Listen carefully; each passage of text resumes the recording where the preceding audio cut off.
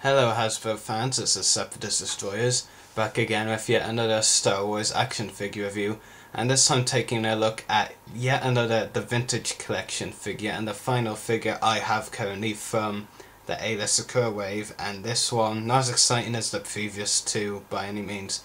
It's a 501st Clone Trooper. I'll get to it a bit more in a moment. But it does come with a couple of accessories, very standard clone accessories, nothing special. A DC-15 blaster, I'm sure you've all seen it before by now. Nothing out of the ordinary, and it does fit well in the figure's hand, I guess. The other accessory, other gun accessory is the DC-15 blaster rifle.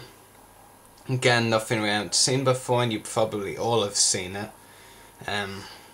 Both are covered in black detailing pretty much. So yeah, both black detailing on the guns and pretty plain really. Now, by no means is this a perfect Vintage Collection figure. It is arguably one of the worst I have, but that's not really saying much. I only have about 20, and it's not bad. It just has a couple of things that annoy me, and most Vintage Collection figures are generally good, which is why this is actually one of the worst, and still yet pretty decent, aside from a couple of issues which I'll get to in a moment. Just take the helmet off first of all, and it does have a pretty nice face sculpt underneath, pretty cool. I wish they did this more with some Clone Wars generic 501st, 212 clones like that, generic troopers, is give them removable helmets. I mean, they do that in the Vintage Collection. I honestly much prefer Clone Wars clone face sculpt, so I'd like them to do that a bit in the Clone Wars line too. A bit late now, but you know what I mean. But the first flaw of this figure is the helmet. Compared to most clone helmets, it is very huge. In fact, I'll just get another one. This is from the ARC Trooper Commander, and you can clearly tell really that the 501st Clones one is much huger than another clone helmet. In fact, that other one was a good example. I used this one from the Clone Wars Clone Commander Bly.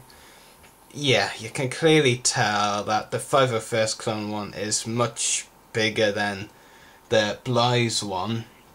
So it's very overlarge, which is quite disappointing, because the detail on the helmet is actually quite nice, I have to say.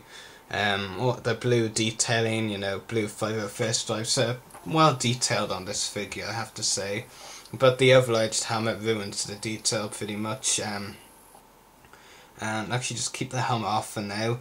My other flaw is the weathering of sorts that are on this figure. I mean, you could call it weathering, but it's basically just white patches on his armour, and I'll see if you're going to do weathering, make it some colour than white, because to me really it kind of looks like a cheap custom job. Well, I'm not saying customizers are cheap, I've got some great custom figures, not made by me I mean, but it's like they just put white blobs there, like forgot to paint in that part, which in my opinion, Hasbro, that's just really lazy and kind of stupid. Even if it is meant to be weathering, at least make it a different colour to signify that it's meant to be dirty or something.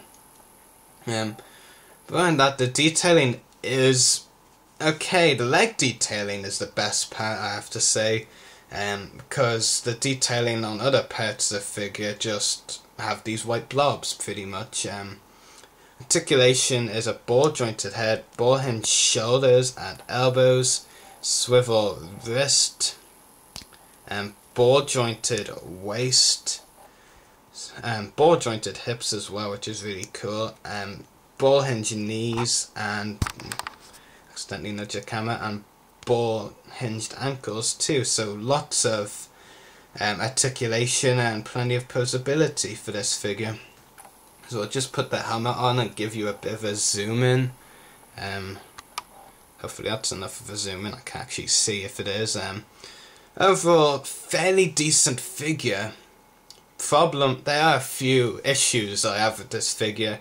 No more so than the overlarge helmet, which I know for a fact other collectors are not happy with from watching other reviews. And the overlarge helmet, one issue, The white blobs, not as much of an issue, but that's something I'm not fairly happy with either. In my opinion, at least. And I think Hasbro rather maybe cheaped out on the paint apps there with the white blobs.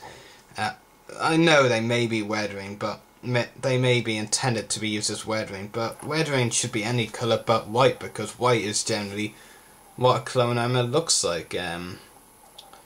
Yeah, he does hold his guns fairly well. I'll just give him the other gun now.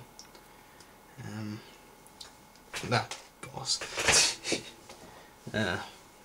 Okay, maybe I need to take that back. He doesn't seem to hold this one that well. Okay, there we go. So yeah, okay, he really doesn't want to hold that gun. But it is a decent figure. Not the best 501st clone around, I have to say, but if you're looking for a removable helmet clone, you might as well get this one. A generic removable helmet clone, I should say. Since we don't really get that in the Clone Wars line. But overall, if I give it around 7 out of 10, I don't really think it deserves any more.